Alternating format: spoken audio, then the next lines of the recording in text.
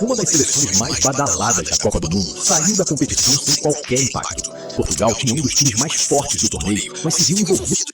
Concordo, para mim a seleção de Portugal tinha um time mais forte, até mais do que a França. Por que que eu digo isso?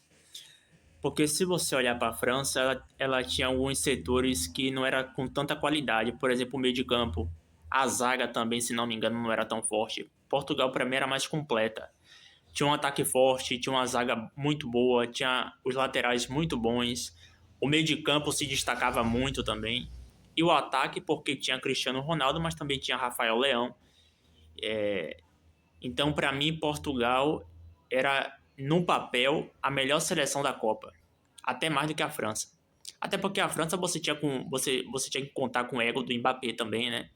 Mbappé é um jogador que tem muito ego e que esse ego poderia atrapalhar Dembélé, por exemplo.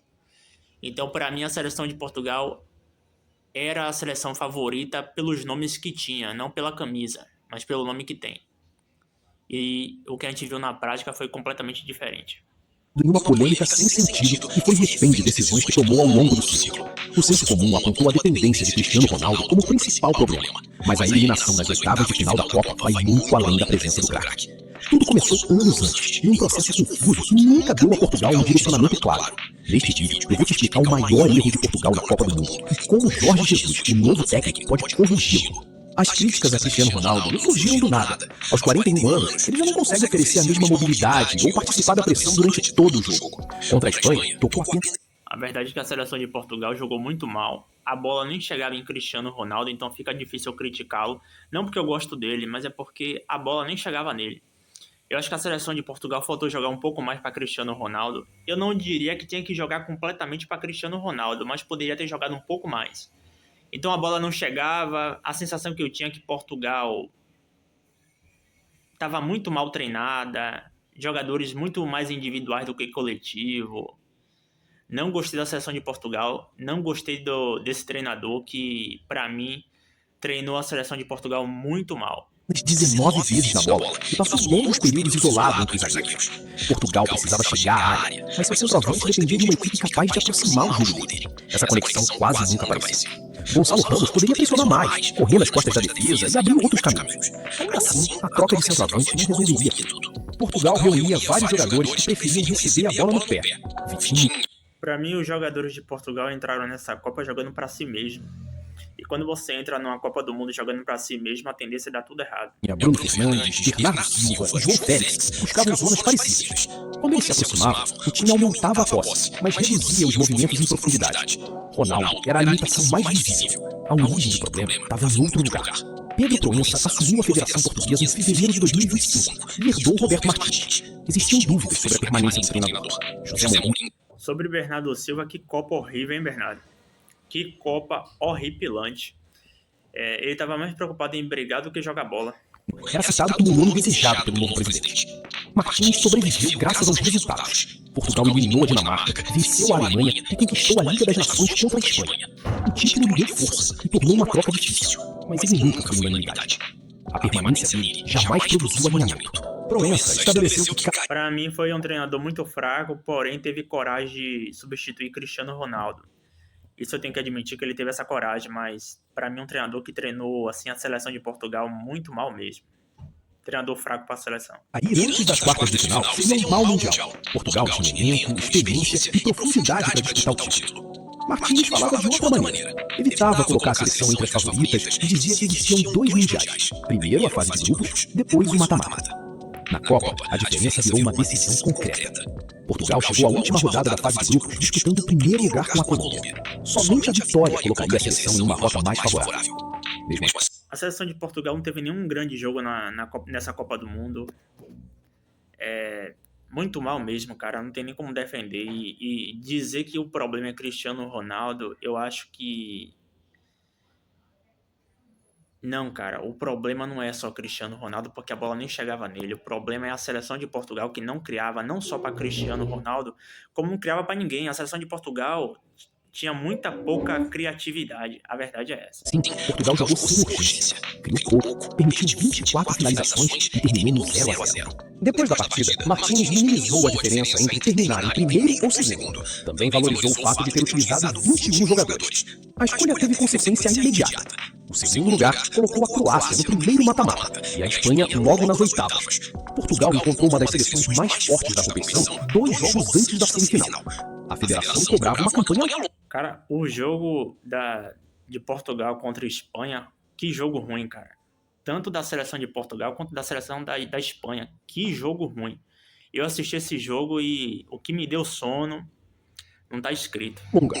O treinador tratou a posição do grupo como algo secundário. Essa contradição também aparecia na montagem da equipe. Martínez queria controlar a bola com Vitinha e João Neves. Queria Bruno Fernandes perto da área, Bernardo Silva participando da construção e João Félix circulando entre os espaços. Pedro Neto, Rafael Leão e Nuno Mendes eram jogadores capazes de atacar a defesa de frente. Cristiano Ronaldo permanecia próximo do gol. Sua função era ocupar os zagueiros e finalizar. As peças tinham qualidade, mas o desenho exigia movimentos que Portugal raramente conseguiu repetir. Quando os meias se aproximavam, faltava alguém atacando o espaço. Contra o Uzbequistão, Portugal encontrou campo e Cristiano Ronaldo marcou 2 vezes. Diante de equipes melhores, o ataque ficava previsível. A bola circulava de um lado para o outro, mas poucos jogadores. Rapaz, a sensação que eu tive é que Portugal ia só para cruzamento na área e ainda os cruzamentos na área parecia que era completamente aleatório. Eu vou cruzar na área aqui, vai que alguém acerta. Não era um cruzamento objetivo. Então, assim, seleção muito mal treinada mesmo. A seleção de Portugal me decepcionou muito porque eu tava torcendo para a seleção de Portugal ganhar a Copa do Mundo muito por causa do Cristiano Ronaldo. Mas o que essa seleção não jogou é brincadeira. Quebravam a linha defensiva. Os cruzamentos terminavam em Cristiano Ronaldo cercado por 2 ou 3 adversários. Martínez ainda tentava rodar o elenco, preservar os veteranos e manter todos os nomes importantes envolvidos. Portugal acumulava alternativas, mas não estabelecia uma ordem clara entre elas. A prova mais forte apareceu contra a Croácia. Portugal estava atrás do placar quando Gonçalo Ramos entrou para jogar ao lado de Cristiano Ronaldo. O time ganhou presença na área, mas perdeu o controle no meio-campo. Cristiano Ronaldo empatou de pênalti. Pouco depois, Martínez retirou o capitão e colocou Rubem Neves. Ramos passou a atuar como o único centroavante. O meio recuperou o equilíbrio e Portugal voltou a pressionar. Então Gonçalo Ramos marcou o gol da classificação. Na partida mais perigosa da campanha, Martínez encontrou uma solução. Retirou Cristiano Ronaldo, reorganizou o meio e deu ao ataque um jogador com mais energia para pressionar e atacar espaços. Contra a Espanha, essa resposta desapareceu. Portugal perdeu Nuno Mendes, recuou e teve dificuldade para recuperar a bola no campo adversário. Martínez colocou Dalot, Rafael Leão, Francisco Conceição e Bernardo Silva. Mudou os jogadores ao redor de Cristiano Ronaldo, mas manteve o centro do ataque. Gonçalo Ramos não entrou. Portugal havia encontrado uma alternativa contra a Croácia e a abandonou no jogo seguinte. Martínez reagia aos problemas de cada partida, mas suas respostas não se transformavam em um plano duradouro. A seleção mudava de solução sem definir qual seria a prioridade. Foi nesse cenário que abriu espaço para Jorge Jesus. A federação escolheu um treinador conhecido por definir funções cedo, cobrar execução e tomar decisões impopulares. Encontrei no Mercado Livre o secador multifunções da Britânia. E no Unipasso do Mercado Livre você encontra por definir funções cedo, cobrar execução e tomar decisões impopulares. Jesus chegou depois de conduzir o Al Nassr ao título saudita de 2025-26.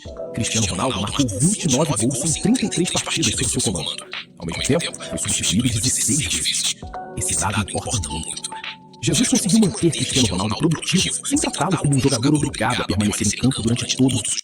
Em relação ao Cristiano Ronaldo, eu acho que ele não precisa jogar os 90 minutos. Eu acho que ele é um jogador que tem 41 anos e isso não pode ser ignorado. Eu acho que ele tem que ser a referência sim, mas tem jogos que é desnecessário que ele esteja dentro de campo ou que ele jogue 90 minutos da partida, porque ele tem 41 anos. Eu acho que o treinador que fez ele entender bastante isso foi Zidane no Real Madrid, que botou na cabeça dele que ele não precisa estar em todas, pela idade que ele tem. Então, eu acho que Jorge Jesus é capacitado para fazer isso, porque ele é um treinador de muita personalidade, tem peso na sua carreira porque ganhou muita coisa e conhece Cristiano Ronaldo. Então, eu acho que se tem um treinador que pode botar isso na cabeça de Cristiano Ronaldo é o Jorge Jesus. Então, para mim, muito bom treinador para a seleção de Portugal. minutos. O craque continuou sendo a principal referência ofensiva, mas sua utilização seguia as necessidades da equipe. Na apresentação, Jorge Jesus afirmou que Portugal terá que jogar o dobro. Também declarou que Cristiano nunca será um problema. A frase não transforma. Ele disse que Cristiano Ronaldo nunca será um problema, mas a verdade é que ele tem que dizer isso porque Cristiano Ronaldo é a principal referência, tem mais nome do que ele. Se ele falasse diferente disso, eu acho que ele não ia para a seleção de Portugal. Mas sim, eu acho que o problema não é só Cristiano Ronaldo, não. Eu acho que Cristiano Ronaldo, dependendo como você usa ele é a solução. Cristiano Ronaldo é um intocável. O histórico recente mostra justamente o contrário. Jesus sabe usar o atacante, controlar seus minutos e substituí-lo quando considera necessário. A escolha do novo treinador revela o diagnóstico feito pela federação. Portugal passou a Copa tentando conciliar jogadores, expectativas e interesses, sem estabelecer uma hierarquia clara. A FPF respondeu contratando um técnico que construiu a carreira, tomando decisões antes. Portugal estava uma bagunça, sem a criatividade. Poucos jogadores eu posso salvar, como Nuno Mendes, que jogou bem. Rafael Leão jogou bem. João Félix jogou bem em alguns jogos. Mas de resto, os jogadores jogaram muito mal. Para mim, não sabia o que estava fazendo. Estavam perdidos dentro de campo. Então, seleção muito mal treinada. O jogo outro. Isso não garante que o novo ciclo funcionará. Jesus terá de definir quanto Cristiano Ronaldo ainda pode oferecer, quais jogadores compensam suas limitações e em quais partidas outro centroavante será mais útil. Também precisará organizar Bruno Fernandes, Vitinha, Bernardo Silva e os extremos, sem concentrar todos nas mesmas mãos. Sua convicção pode dar a Portugal a clareza que faltou durante a Copa. Também pode criar outro problema. Jesus costuma escolher cedo e insistir em suas... Queria destacar, dar parabéns a Lamine Yamal por ter ido falar com o Cristiano Ronaldo depois da eliminação. Demonstrou respeito, parabéns para ele, para a atitude dele. E nesse jogo, o Lamine Yamal também foi péssimo. Na verdade, o jogo foi horrível. Portugal contra Espanha foi um jogo horrendo. Tanto da Espanha quanto de Portugal. Se montar mal o equilíbrio entre Cristiano Ronaldo e os outros veteranos, Portugal pode trocar a demora para decidir pela demora para corrigir. A primeira prova virá quando uma partida pedir a saída de Cristiano ou o abandono de um plano preparado durante semanas. Martins encontrou essa decisão contra a Croácia e recuou diante da Espanha. Jorge Jesus foi contratado para não repetir o mesmo erro. Então é isso, eu acho que Jorge Jesus é o cara certo para a seleção.